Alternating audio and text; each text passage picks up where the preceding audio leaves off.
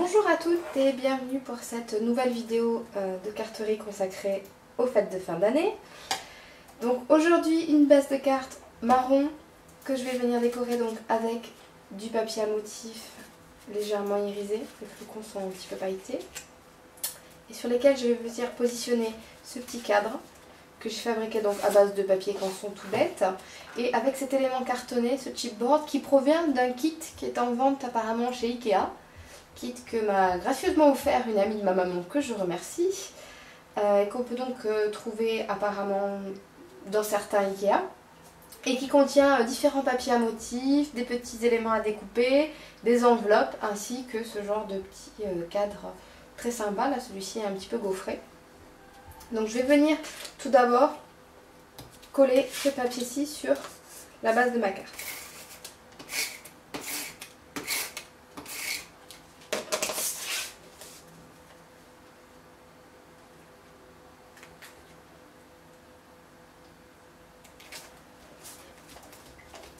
Voilà. Donc quoi qu'il en soit, ça sera la base de la carte. Ensuite, j'ai décidé de venir installer ce petit ruban qui va traverser ma carte de part en part et qui sera donc situé sous le cadre. Donc, comme d'habitude, j'en colle une partie du ruban que je viens positionner sur ma carte. Donc ici à peu près, on va mettre à peu près au centre. Comme j'ai bien collé le ruban, en principe, il ne devrait pas s'effriter. Voilà. Voilà pour le ruban, pour l'instant. Désormais, je viens m'occuper du cadre qui va venir sur le devant de la carte. J'ai décidé de tamponner un joli flocon à l'intérieur avec un petit message, toujours avec un tampon acrylique. Donc je vais essayer de faire tenir l'inscription Joyeux Noël, de manière à ce que vous voyez ça fasse un petit incurvé pour suivre l'ovale du cadre. Je pense que du coup je vais le tamponner droit parce qu'il n'a pas l'air décidé à tenir en incurvé, et j'ai bien peur qu'évidemment il décide de se tordre pile au moment où je vais vouloir l'embosser. Donc je ne vais pas être trop joueuse. Alors, je positionne, alors j'ai laissé volontairement un petit espace rouge de part et d'autre du cadre.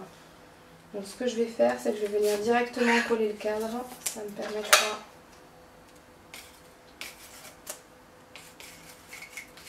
de voir où est-ce que je dois tamponner exactement.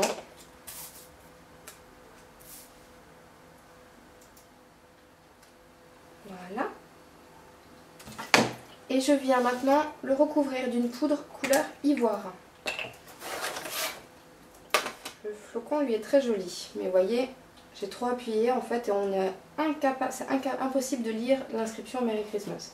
Alors, c'est pas grave, ce que je vais faire, c'est que je vais venir mettre une petite étiquette qui sera en relief, ça sera pas plus mal, que je viendrai coller par-dessus. Voilà, alors le scrapbooking, je sais pas si pour vous c'est pareil, mais pour moi c'est toujours des changements de plan de dernière minute, puisqu'il y a toujours quelque chose qui foire. Mais bon, ça fait partie du plaisir aussi d'être capable de repenser un petit peu ses projets. Donc, hop hop hop.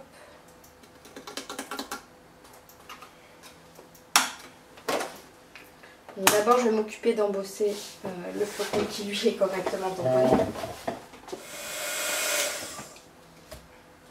Voilà, donc comme je le craignais, on devine à peine l'inscription Merry Christmas, mais ce n'est pas grave. Je vais venir faire une petite étiquette. Donc, pour remplacer le Merry Christmas que j'ai complètement raté là, j'ai fait plusieurs essais et j'en ai conclu qu'il fallait tout simplement que je change de tampon. Parce qu'en fait, j'arrive pas à chaque fois, les lettres apparaissent de manière... enfin, c'est assez difficile à lire. Donc j'ai opté pour un autre petit tamponnage qui est de petite taille aussi, mais qui ressort beaucoup mieux à l'embossage, Joy and Peace, que je vais donc venir découper à l'aide de cette perforatrice Eka Success, qui permet donc de faire des étiquettes des différentes tailles.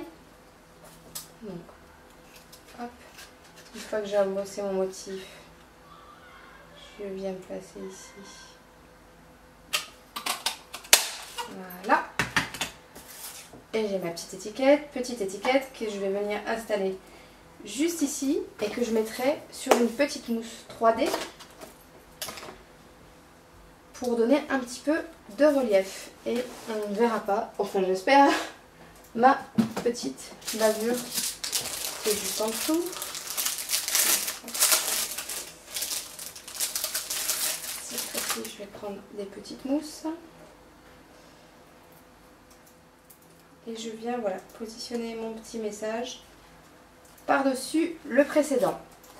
Pour rappeler le petit côté doré, parce que vous voyez, donc j'ai embossé mon message en doré, je vais venir coller ici une perle. Comme vous constatez, je les aime beaucoup, ces petites perles dorées. Mais je vais venir en coller une au centre de mon flocon de neige. Voilà. C'est quand même un petit peu plus joli. Donc je reprends ma base de cartes. Donc l'idée c'est de venir positionner ça ici. Et je vais venir réaliser avec un stylo cuivré une petite bordure couture tout le long de la carte.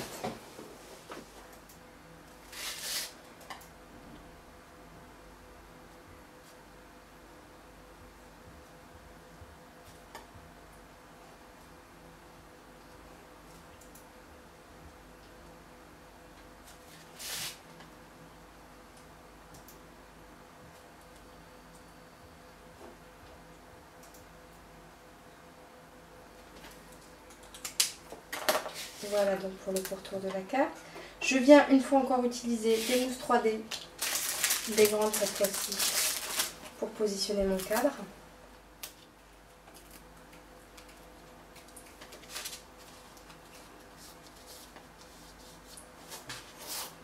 Je viens également faire un pourtour doré de l'ovale.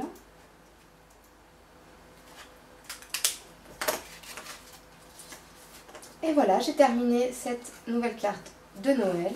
Donc assez classique, une fois encore, vous voyez, je ne suis pas très extravagante, mais bon, je trouve que Noël, voilà, c'est l'occasion d'en profiter pour mettre du doré, des paillettes, des strass. Quelque chose que j'aime bien faire. Donc voilà, j'ai terminé avec cette carte-ci, j'espère qu'elle vous a plu. Je vous souhaite une très bonne fin de journée et je vous dis à très vite. Bye bye.